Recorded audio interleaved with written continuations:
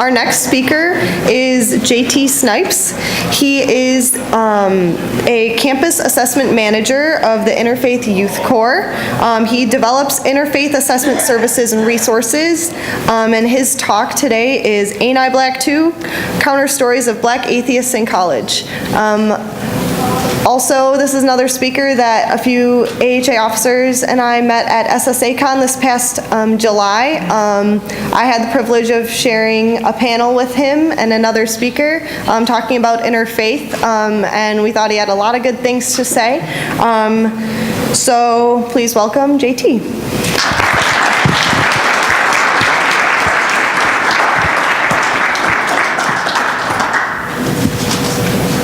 Good afternoon.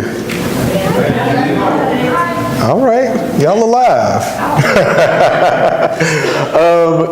My name is JT Snipes, and I'm honored to be a speaker at the 6th Annual Freethought Festival. It's an honor to share the stage with such brilliant voices, as you've already heard.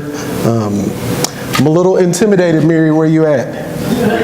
You held it down, sister. So to come after you, I'm a little nervous, but excited.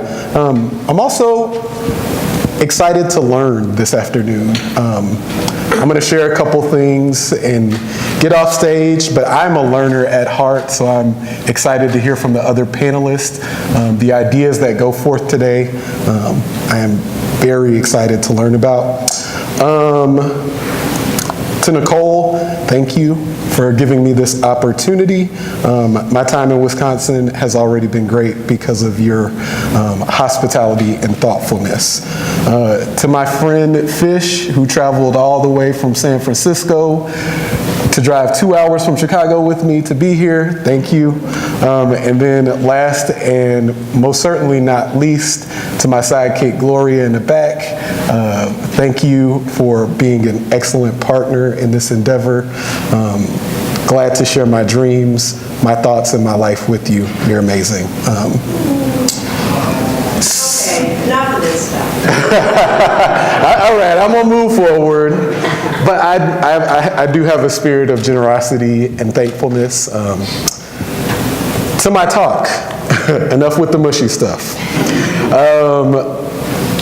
My lecture is entitled, Ain't I Black Too? Counterstories of Atheists in College. For our time together, I have 3 simple goals. First, I want us to engage in a transgressive dialogue around race and religion.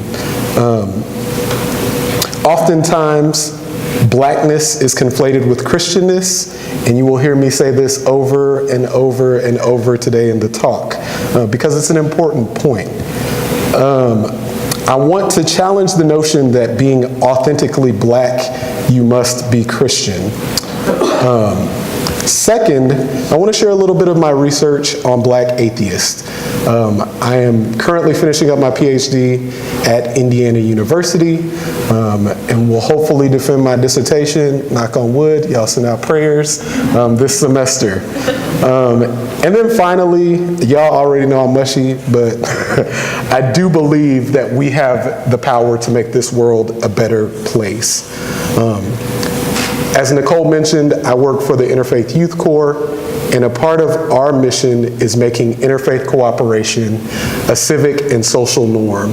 And what that means is we invite people from both religious and non-religious traditions to come together and work to make our world a better place. This is another theme you'll hear over and over through my talk today, is that we are better together. Is that good? Yeah. All right. But before I want to begin, it is Women's History Month, and I want to honor 2 women that I think are vital both to the American Project and to my own work. Yeah, you are in my notes, sir. Hold on, I'm going to ask someone else because you clearly know who this is.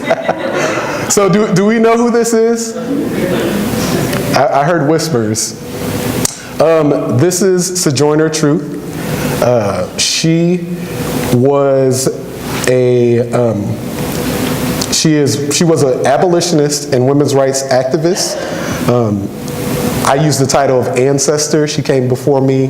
The work that I want to do is liberating. Her given name was Isabella Baumfree, but she changed her name to Sojourner Truth as a sort of rhetorical device, because we are sojourning towards liberation and freedom, and she wanted people to know the truth. My title for this talk draws upon her work.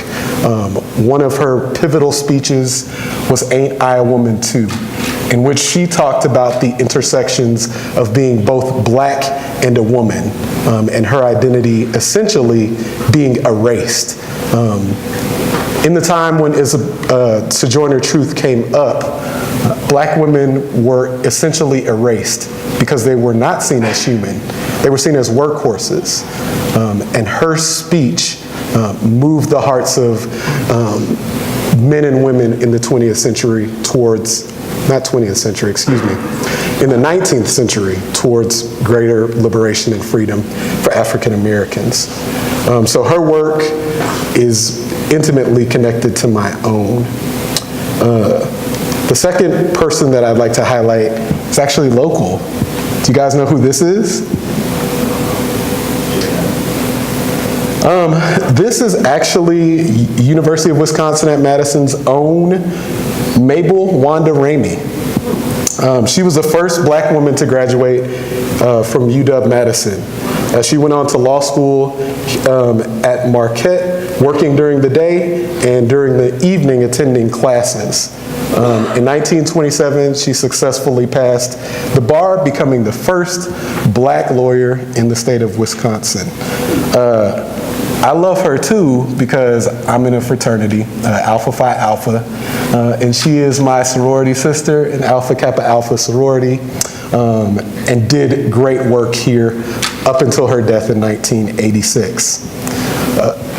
I like to point out local figures in my talks for three reasons. Well, Mabel in specific. First, she is a Black history, or should be a Black history icon, and I don't want Black history to be limited to the month of February. I also think it's important for folks to know local figures. I did my undergrad work at Baylor University, and I actually worked for Baylor. I was there for 10 years, and it wasn't until my 7th year that I even knew the name of the first black graduate from Baylor, or the first black faculty member in Vivian Malone Mays. There's a hidden history that isn't often elicited. There are stories that are silenced, and I think it's important for us to know and to speak those stories. Finally, Mabel has an interesting connection to my participants. Looking at her picture, it's not clear that she's black, right? And she participated in a phenomenon known as passing. And in 1991, in an article in the Marquette Review, author Phoebe Weaver-Williams quoted Miss Ramey saying, "In Miss Ramey's law school experience was unlike the average black student. When questioned during interviews about how officials at Marquette Law responded to her race, she candidly responded, 'Nobody asked me, and I never told.'" And this was something that I heard from my participants over and over again. I termed it the don't ask, don't tell policy as it related to their atheist identity. For Mabel, she learned from previous experiences that passing was precarious. So at any moment, her true racial identity could be revealed and it would ruin everything. She worked very hard to graduate from here at University of Wisconsin in Madison. She worked hard to get into law school. And the reason that a lot of scholars believe she got in is because people thought she was white. So she didn't say anything for fear that she could lose the very thing she worked hard for. You may not believe this, but I also struggle with this idea of passing. I know I'm black, I don't look white. But when it comes to our religious and philosophical worldview identities, no one wears a sign that says our religion or beliefs on our head. So, I have a confession to make. Oh, nope, not yet. Not yet. I'm a Christian. I am a member of Trinity United Christ in Chicago on the South Side. Any South Siders in the building? No? No? Oh, okay. I see you in Chicago. So I know some people are wondering what would compel a Christian to study the experiences of black secular students. I could give you a million answers. I think the most simple is that justice. I'm compelled to seek justice. According to a recent study on college student views, ideals, if you're interested in the full report, I could share that with you. This recent study found that less than half of incoming freshmen hold appreciative attitudes for atheists, whereas for Jews, Christians, and Buddhists, nearly 75% of incoming students hold high appreciative attitudes for these groups. Secular perspectives and people are marginalized and have been dehumanized in American society and life. What I want to do is the humanizing work.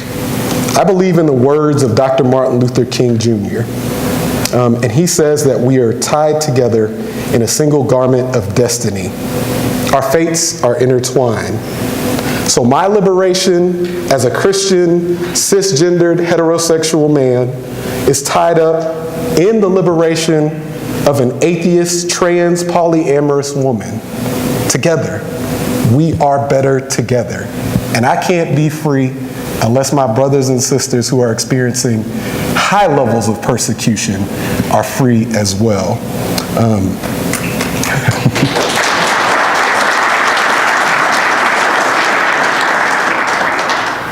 So the question that drives my research, how do we move forward together?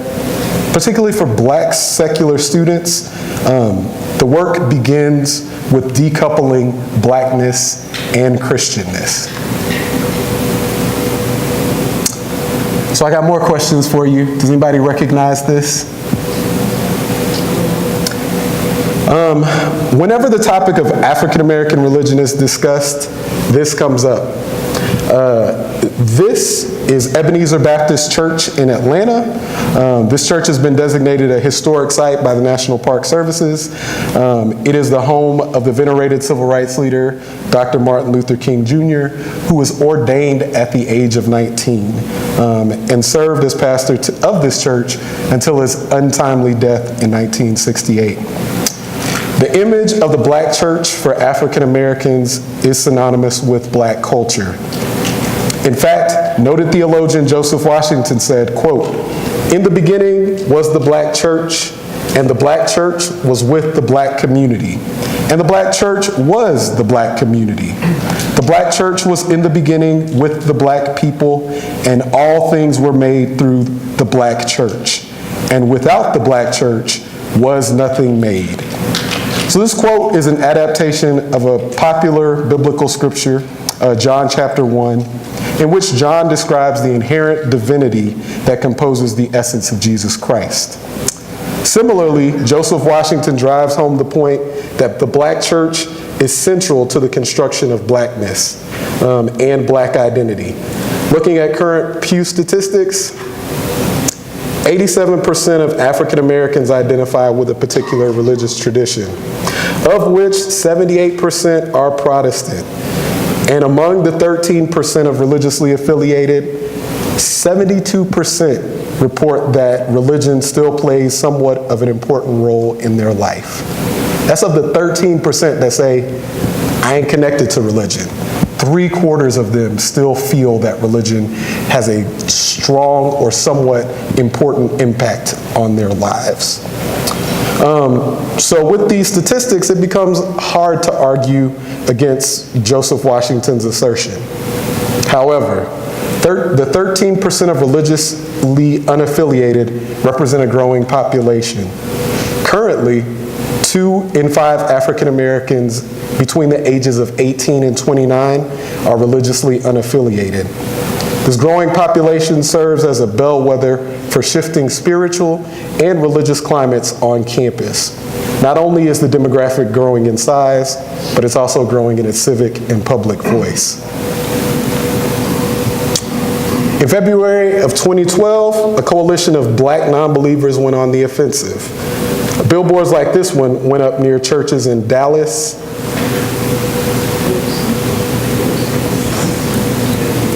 I'm gonna keep talking, y'all got it? So hopefully you'll be able to see it. So these went up all over in places like Dallas, Atlanta, New York, Los Angeles, Durham, North Carolina. And the advertising campaign had 2 major objectives. The first was to communicate that if you're black and a non-believer, you're not alone. In an interview with the National Public Radio, African-American atheist Alec Jules shared the struggles of being black and an atheist. He said, I can doubt, but as soon as I use the term atheist, it becomes very difficult. You become an apostate. Why would you want to come out as an atheist? And when I listened to this interview back in 2012, as a Christian, it pricked me because he talked about the loss of community, that he'd grown up in the church, not grew up in the church, but he had a community of black believers that he was invited to participate in and be a part of black life. But the moment that he identified as atheist, all of that community went away. And as a Christian, it is something that upsets me because the supposed tenets of my faith is supposed to be love. And that's not love. Jesus said that you will know that they are my disciples for the love that they have one for another. And that's not the narrative that I get from Alex's words here. So the first point of the advertising campaign was to let folks know that you're not alone. The second was to give people strength, the individuals facing the exacting cost of becoming apostate. And that second objective was to give greater awareness to the historic legacy of non-belief within the African American community. So looking at this advertisement, you see Langston Hughes, who was a luminary in the early 20th century Harlem Renaissance, who, if you talk to black folks, none of them know that he is atheist. And they will fight you tooth and nail if you say he is. So the idea behind this campaign is to get black people in particular to re-examine their history and understand that it hasn't always been the black Southern preacher from Georgia, but it's also the civil rights constructor A. Philip Randolph, who organized the March on Washington. It's also Langston Hughes, who was, again, a luminary in the early 20th century. It's also Zora Neale Hurston, who wrote Their Eyes Were Watching God. These are central figures in the black narrative of American history, but their atheism is never brought up or mentioned.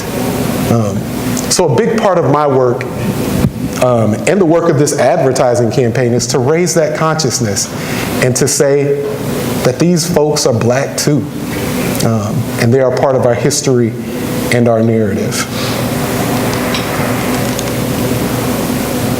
So,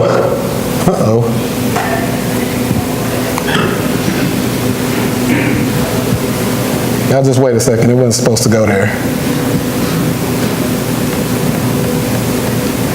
It was supposed to go here though. So, it's a lot of background. My work in specific is devoted to this question of the experiences of black atheists in college. So that's my research question. When Prezi does not go right.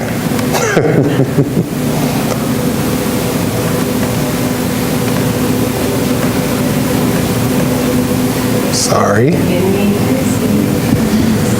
My apologies. So I have one big research question. How do black atheists construct their identity in college? And 3 sub-questions. The first sub-question is, what are the ways in which black identity intersects with a black atheist identity? The second sub-research question is, in what ways do black atheists in college construct the concepts of religion, spirituality, and faith? And then finally, what role does colleges and universities play in supporting the development of a black atheist identity? So, how did I go about it? Now we're supposed to be at the methods. Bear with me, sorry.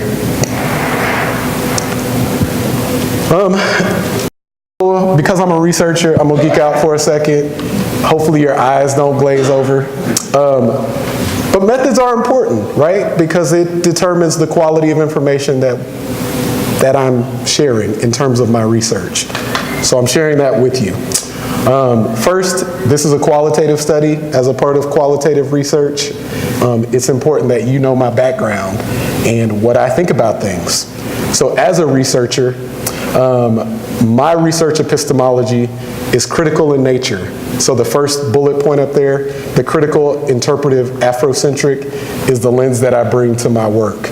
It's critical in the sense that it asks the question of domination and subordination.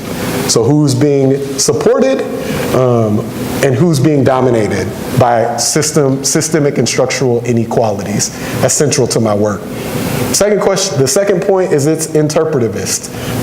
And particularly, I'm a social constructivist, so I believe that society just didn't drop down from the sky, that we all work together to create meaning in the space. And how we make meaning is different. So I come from an interpretivist and Afrocentric space. So Afrocentrism emphasizes the concept of oneness. So that King quote I shared earlier is all up in my work because I think everything that we do is connected. So my thoughts, my words, my actions don't exist in a vacuum. They have impact. So this Afrocentric epistemology emphasizes the interconnectivity and oneness of who we are. In terms of my actual method, I used critical race theory and respectability politics as my theoretical framework. So my theoretical framework is what actually helps me analyze the stories of my participants. Critical race theory has a ton of tenets. The most important one that you all need to know is that racism is endemic. That's what this theory states. So often we think about racism as these aberrations in society, someone using the N-word or saying something inappropriate that's obvious. CRT says that it happens all the time, and it is actually structured literally into the founding documents of this country. So if you're interested, I can talk more about it, but I don't want to belabor the point. And then the second theoretical framework I use is respectability politics, which some of you may be familiar with. At the beginning of the 20th century, Black Baptist women joined together to come up with a strategy to provide equal voting rights for Black women. And their strategy was to say, we're going to be holy, we're going to be pious, we're going to be good. And if we are holy, pious, and good, then good white folks will give us the rights. They'll be shamed into giving us the rights that we desire. The problem with respectability politics as a political strategy is you have to confirm racist bias that people hold. So you say, we're the good Black Christian folks. We're not those Black folks on the streets that are prostituting themselves, that are in the juke joints, listening to vile music doing vile things. So respectability politics as a strategy can bring progress, but at the expense of vilifying the other, right? So my work, I'm interested in how does black atheism as a category of other play into this larger concept of respectability politics? Because the billboard that I showed you earlier, there were preachers around the city, particularly in Dallas, where I'm from, that demanded the billboard come down. They said, this is disrespectful to our culture, it is a lie, and it is going to destroy us. So literally, black pastors gathered to have that sign taken down. And I think it's a product of respectability politics. We still on board? All right. So, I'm going to tell you guys a little bit about my study. I interviewed 9 men and women and invited them to share their stories. They were interviewed twice. In the first interview, I asked them to share their histories, where they grew up, how they defined the terms of religion, spirituality, and faith. And then in the second interview, I asked them to talk about their experiences in college. Now, part of my methodology, CRT uses the phenomenon of counter-narratives or counter-stories, right? So there's a dominant narrative about a population, which I laid out earlier in the talk, that says, black people are Christian. Black people are not atheist, right? That is the dominant narrative. And it's the narrative that my participants had to consistently navigate. And their response to this dominant narrative was to say that black atheists are here and have been here for a long time. There's a really great series. I'll link the video. If there's time, I can show it later. But it's awesome. It's a series that is titled Black People Don't, right? And it's things that black people allegedly don't do. One of them is atheism. So there's a whole 6-minute video. I encourage you to check it out. If we have time, we can check it out later. But in that video, people speak to this point that black atheism is not new. It's been around for a long time. And one of the things that my participants did was gravitate and hook into that narrative of black history and make it their own. One of my assumptions, I'll be honest with y'all, going into this research, I thought that my participants would shy away from asking the question of what it means to be black, because largely atheist circles are white, right? Can I say that? Is that all right? Mostly, and even in this space, in this inclusive space, I don't see a ton of black faces. And that's not an indictment. I'm just being honest. Can we be real? I feel like this is a small enough group that we can chat. So, so one of the things that my participants had to fight up against was people like me. That was like, first of all, black atheists don't exist. Like, that's just ludicrous. But engaging in this work, I've learned that that's true, that there are a ton of black atheists, but they have to navigate this society. And the cost for a lot of black atheists is social debt. So if you have all of your needs met in predominantly black spaces, for you to come out as atheist makes you an outcast, right? And that's familiar. But my participants did it anyway. And the most important thing my participants did was connect to black history, right? So where I thought they wouldn't be able to find their space in the narrative that's been laid out about what it means to be black, they found their space in it. And they talked about people like Zora Neale Hurston. So one of my participants was actually a great-great-grandchild of Zora Neale Hurston. And this is one of the things that he shared. So you guys can take a second and read that quote. But during the Thanksgiving holidays, for many black families, there's a tradition where we gather, and American families in general, of gathering around the table, saying what we're thankful for and praying. But what we see in this quote, this participant Tyler, who is related to Zora Neale Hurston, shared that on that side of the family, who is mostly non-believers, that they retain this Thanksgiving tradition of gathering around the table and sharing what they're thankful for. But in that tradition, they tell it to the person, right? So I would say to Gloria, I'm thankful because you're an amazing dancer and a good partner, right? Instead of saying, I thank God that I have all these amazing people in my life. They have this secular prayer where we're giving thanks to the people who are actually in our lives, right? So it's still owning these Black cultural traditions, but reshaping it in a way that meets the needs of a growing secular identity. Also, my participants began to view themselves in different ways. So moving on to the second finding is that there's this dominant narrative that I'm sure many of you are familiar with, that atheists are amoral people. My participants didn't even speak to the morality piece. They were like, whatever, we don't care about being moral. Like, that's not our aim.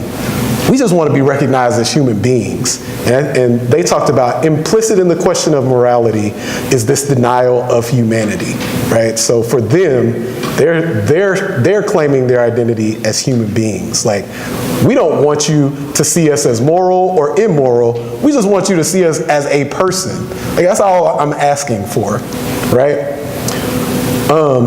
And the opportunity to engage. So this was fascinating to me. So one of my participants, and y'all may know this, I'm learning a lot, so forgive my ignorance. Roxana identified as a polyatheist, right? And this is her definition, which I love. She says, of polyatheism, this means that there are several deities that I disbelieve in, right? But at the same time, I'm open to learning about all worldviews of others, including those that I may disagree with. And I think that's an important piece, right? So again, my Afrocentric epistemology coming out, like, we got to do this together. So I think the stance of polyatheism, in an interesting way, opens it up to these interfaith conversations, right? Because it grants a space to say, okay, what is your tradition? What is your God? I don't believe in that, so I'm knocking that off the list, but let's have a conversation about why these things are important to you. So I really appreciated that.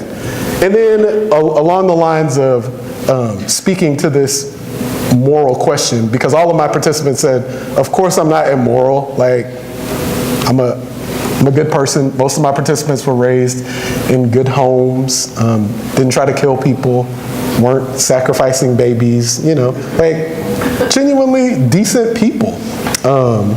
So it was hard for them to be categorized as inherently evil. And they actually spoke back to it and said, Justice spoke pretty eloquently. She said, as a secular humanist, I'm a better and more honest person. I feel the freedom to pursue my passions, right? So for her, again, there's this shift happening that for her, atheism actually gave her the space to be completely human and to be free. And in that, she had improved relationships with family and friends. And these are the narratives that aren't often offered up in Christian spaces, right? In the spaces that I exist, when you become an atheist, you become sad, you don't like people, you probably wear all black, like you just become an evil person. But this is the story that I share with people in my religious community, right? That atheism gave Justice a space to be herself entirely.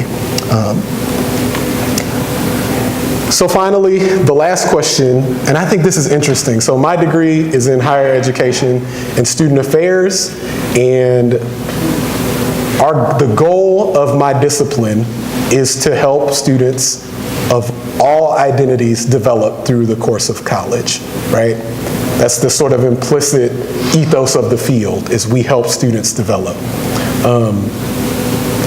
Sadly, higher education is doing a very poor job of understanding and supporting the development of atheist students in general and Black atheist students specifically.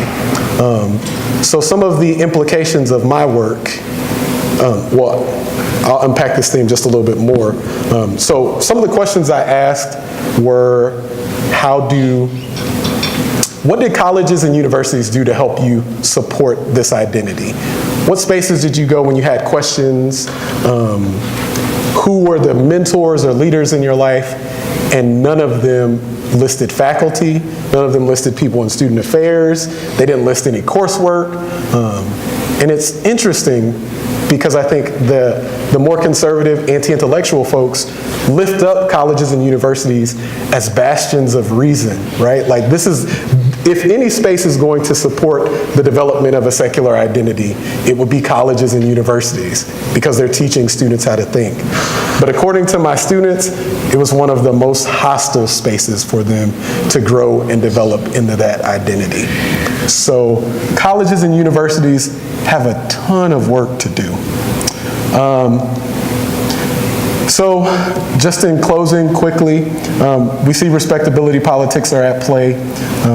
My students that participated in this survey, again, talked about not being able to voice their identity safely on college campuses without fear of reprisal or retribution from both Black people and white people on campus. They were not safe because of their racial identity, and they weren't safe in predominantly white spaces because of their racial identity, and they weren't safe in predominantly Black spaces because of their religious identity. So they sit in a very tough space. So they have to deal with respectability politics on one hand and racism on the other. So that's a grim picture, but I think there is hope, right? Particularly in this space.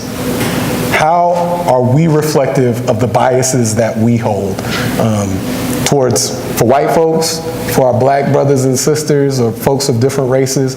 What is the implicit bias that is not making them feel comfortable to step into secular spaces? That work needs to be done. And you best believe for my Black brothers and sisters and Christian folks, I'm doing the work of creating the bias in our community, how we are a patently unsafe space for Black folks who identify as secular. So intersectionality matters. There are resources. I'm not going to belabor the point. I'm interested in your feedback. So thank you for listening. And with that, I'll open up for questions, and hopefully I have some good answers for you.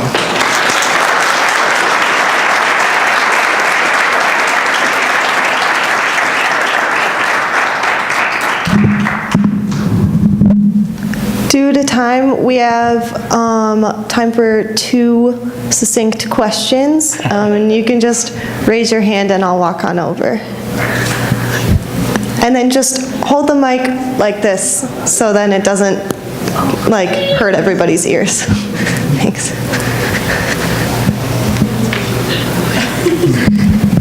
Hi, Black atheist here. That's right. I actually had 2 questions, but now, okay. Did you question your faith during your research and at all? And how do you feel as a Christian right now and everything? I was just curious. Those are great questions. I will try to answer them quickly so we can have more questions. I actually questioned my faith before the project. After I graduated college, if you want to rap, I can talk a whole lot about it, but I came to a space where Christianity made sense, and it's where I'm anchored. I can't understand the world differently. So, and then the second question again? The one really quickly? Okay. What do you have an opinion at all about kind of African Americans Christianity basing in slavery, and do you have an opinion maybe if Christianity wasn't presented by like slave owners and stuff. Anything about that? Yeah, I have a whole lot of thoughts on for my participants, that was one of the biggest things that led them to let go of their faith, is by researching Black history and being like, oh no, like slave owners gave us this. This is a problem. Because before they gave us this, they said we weren't human. And then, conveniently, when we started rising up and killing them, they were like, actually, take this religion so you don't kill us. So I could talk a whole lot more about it, but yes, I think that is a point of contention that my participants brought up. There are ways that I rationalize it that may or may not make sense to you, but I'm okay with the question of slavery.